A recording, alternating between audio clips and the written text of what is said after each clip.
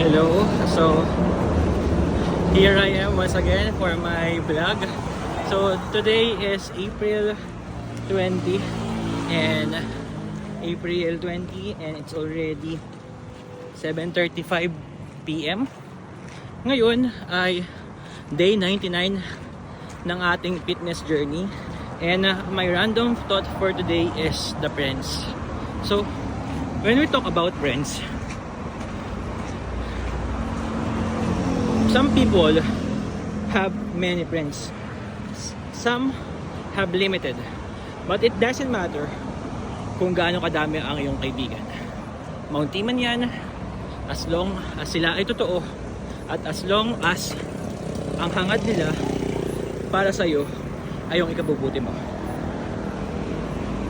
As I reach my day 99, which is today, I super appreciated my friends, especially those people na nakasama ko sa phase na to ng buhay ko. Because honestly speaking, aside from my family, aside from select people from work, yung mga kaibigan ko, higit sa lahat, ang nakatulong sa akin in this healing era. Kaya as I near day 100, medyo emotional kasi naaalala ko lang yung mga taong nakasama ko sa pagtakbo, nakasama ko sa paglalakad, nakasama ko sa pagkain,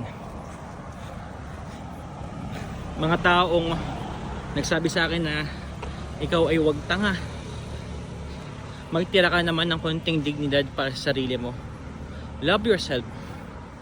Kaya sa mga kaibigan ko, once you watch this video of mine, nagpapasalamat ako sa inyo.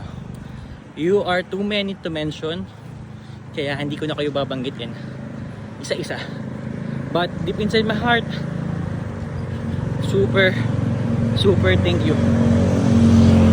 Hindi man ako yung kaibigan na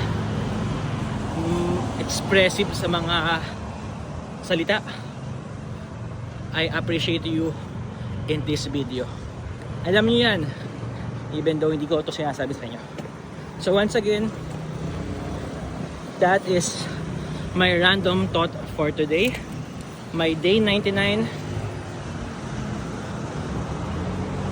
Friends who are with you during your healing era. Yan, madadapa pa. So yun, thank you so much. This is my mema vlog, and 2 days na lang marathon na natin.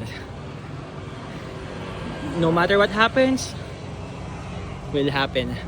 Que sera sera. In God I trust.